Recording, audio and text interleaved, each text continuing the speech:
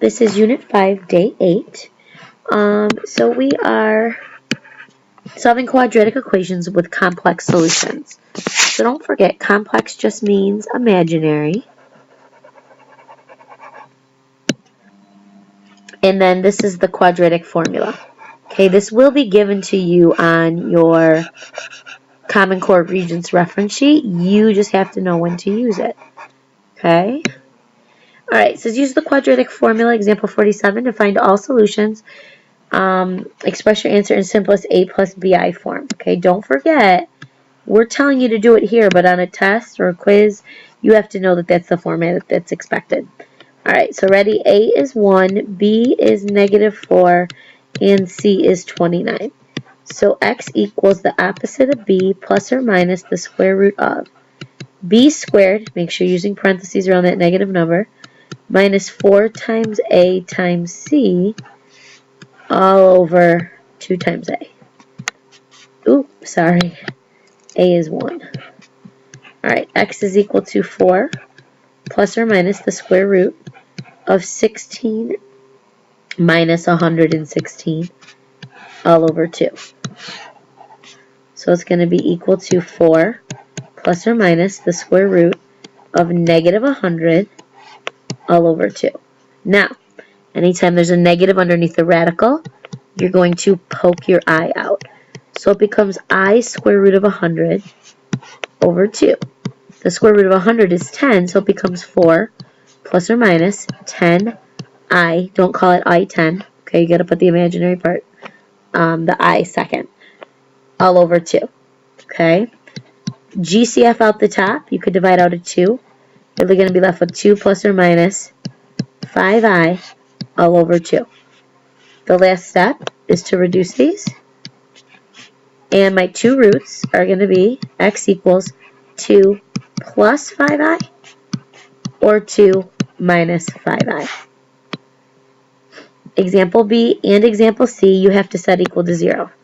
So I'm going to minus 10x from both sides, and I'm going to minus 4. So I'm going to be left with x squared plus 6x plus 11 equals 0.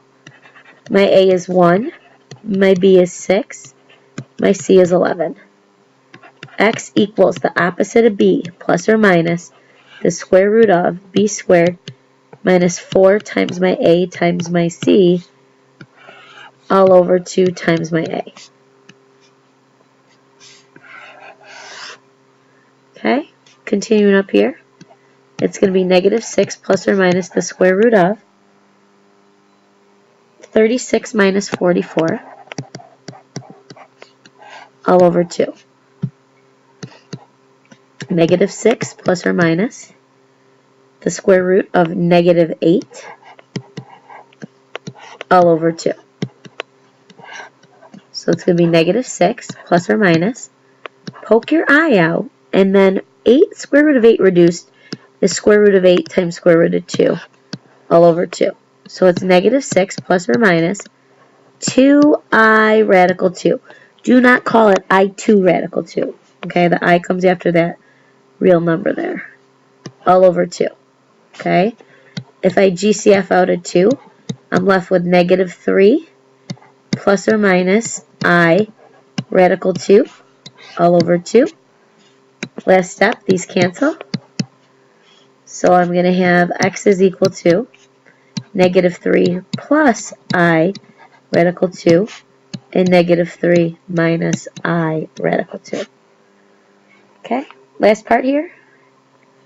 Part C, again, set it equal to 0.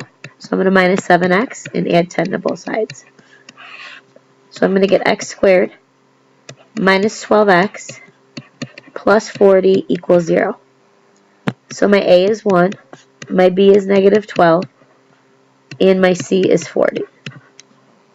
Okay, so it's going to be the opposite of B, 12 plus or minus the square root of -12 squared minus 4 times the A times the C all over 2 times A.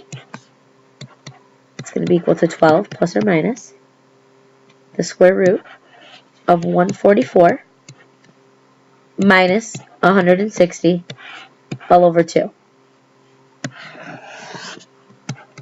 So continuing on, 12 plus or minus the square root of negative 16 all over 2. 12 plus or minus the square root of 4i all over 2. Now GCF the numerator. If you divide out a 4, you're going to be left with 4 plus or minus I all over 2. These reduce, and I'm left with 2 parentheses 3 plus or minus I. And you can leave that, or if you redistribute it, it would be 6 plus or minus 2i. Okay, so either one of these answers would be accepted. Alright, last example here.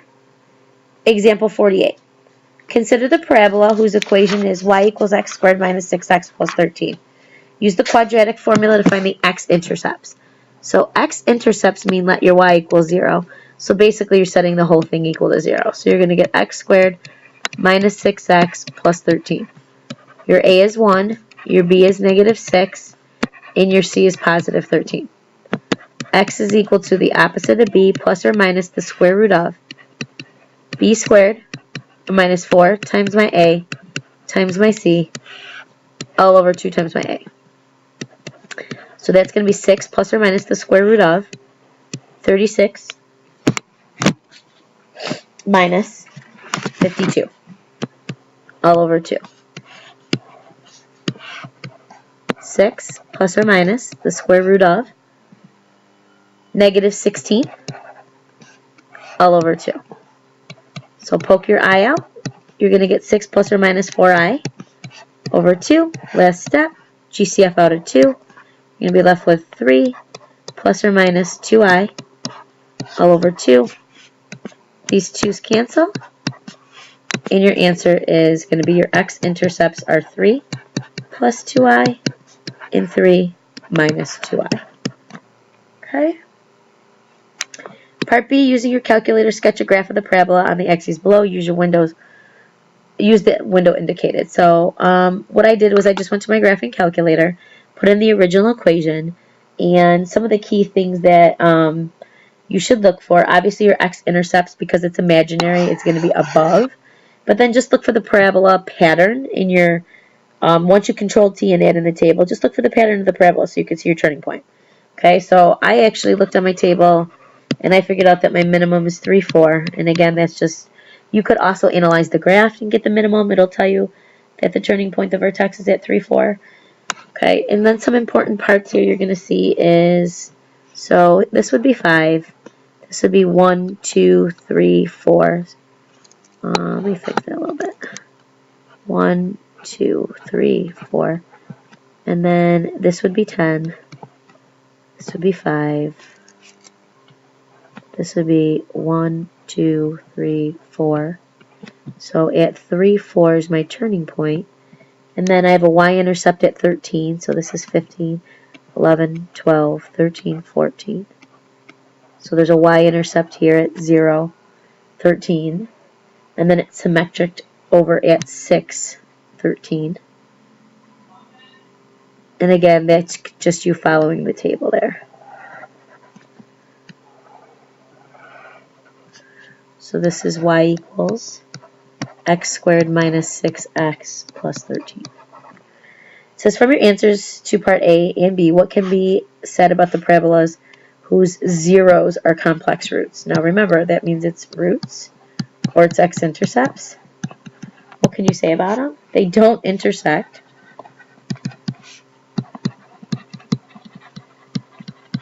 The x-axis.